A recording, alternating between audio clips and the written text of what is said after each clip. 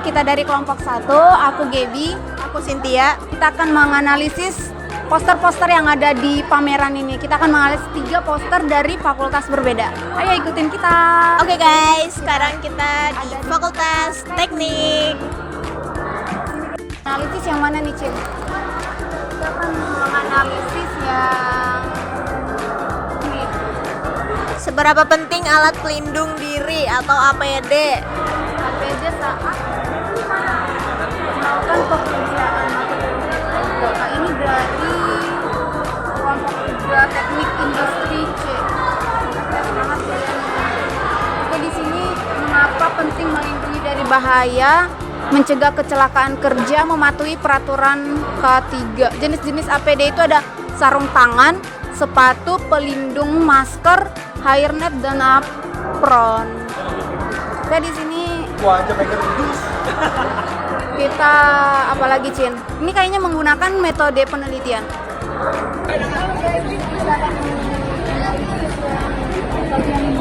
Kualitas pendidikan anak Indonesia dari kelompok 3 teknik industri kelas A. Di sini kayaknya menggunakan metode penelitian ya, Cin? Sini menggunakan metode penelitian yang dilakukan di SMA 38 Jakarta. Jadi, kualitas pendidikan ini mayoritas siswanya 70% setuju bahwa kualitas pendidikan di Indonesia perlu ditingkatkan. Lalu, hanya 40% siswa yang menilai sistem pendidikan ini telah memenuhi kebutuhan dan gaya belajar mereka.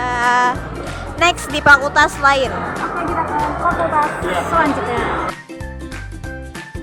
Halo guys, kita ada di fakultas selanjutnya yaitu di Fakultas Kedokteran. Ini ada di kelompok 3 PPKN. Dosen pengampunya cuma satu. Dosen pengampunya cuma 1 ya guys. Jadi sini ada Perilaku hidup bersih dan sehat. melakukan metode penelitian di Panti Asuhan Yatim dan Duafa Bizamana Bukit Cinere. Jadi dia melakukan pengabdian masyarakat dalam bentuk sosialisasi dengan pendekatan yang interaktif mengenai penerapannya. Untuk hasilnya itu didapatkan hasil observasi bahwa sebagian besar anak-anak usia 5-12 tahun di panti asuhan sudah memiliki pengetahuan dasar mengenai PHBS, terutama mengenai pentingnya aktivitas fisik. Pendidikan pola hidup bersih dan sehat PHBS melalui sosialisasi pada anak usia dini memiliki dampak positif yang signifikan seperti timbulnya kesadaran, pendalaman pengetahuan, serta penerapan efektif dalam kehidupan sehari-hari. Terus yang terakhir adalah pentingnya bimbingan dan kreativitas untuk mengajak anak-anak usia dini menjadikan PHBS ini sebagai kebiasaan yang berkepanjangan. Dan kesimpulannya itu penerapan perilaku hidup bersih dan sehat di Indonesia itu sangat penting untuk dilakukan dan ditingkatkan kesehatan masyarakat. Kolaborasi antara pemerintah, sekolah, keluarga, dan komunitas diperlukan untuk efektivitas dan keberlanjutan PHBS sehingga tercipta generasi yang sehat dan lingkungan yang bersih. Ini gue suka nih posternya, Cin. Mengajarkan kita tentang perilaku hidup dan bersih dan sehat. Oke. Next, fakultas selanjutnya. Halo guys, kita ada di fakultas selanjutnya yaitu di Fakultas Ilmu Kesehatan. Jadi di sini kita akan menganalisis kelompok 2 dari Fikes kelas berapa ini? Gak ada kelasnya ternyata guys. Jadi di sini judulnya implementasi pembangunan ekonomi maritim dan urgensinya dalam meningkatkan konsumsi dan daya beli ikan masyarakat Kota Depok. Menggunakan metode penelitian, pendekatan kualitatif dengan pengumpulan data melalui wawancara terstruktur. Kemudian ada sampel 5 orang pembeli ikan di Pasar Depok Jaya. Dilakukan di Pasar Depok Jaya guys. Terus untuk hasil penelitiannya, Masyarakat ini hasil penelitian yang telah dilakukan itu masyarakat mengetahui istilah maritim akan tetapi tidak mengetahui makna dari istilah tersebut. Nah, yang lalu masyarakat rata-rata mengonsumsi ikan 1 kali seminggu. Harga ikan di pasar terbilang standar, tidak murah dan tidak mahal. oke guys. Untuk kesimpulannya, hasil wawancara terstruktur kepada beberapa pembeli ikan di Pasar Depok Jaya menunjukkan pengetahuan masyarakat Kota Depok tentang maritim masih rendah. Dari 3 informan, hanya 2 yang pernah mendengar istilah maritim.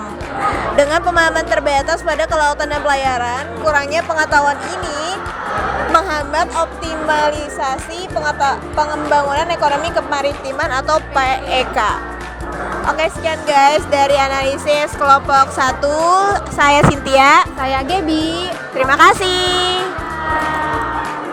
Dari kelompok aku Gaby dari kelompok 1. Di sini aku akan menganalisis poster yang telah kita buat. Saya buat. Oke, ini ada poster yang telah kami buat, yaitu mengenai transformasi sampah plastik, kreativitas menghasilkan barang nilai jual. Di sini kita menggunakan metode pengabdian masyarakat di Panti Asuhan Mizan Amanah Karangtengah.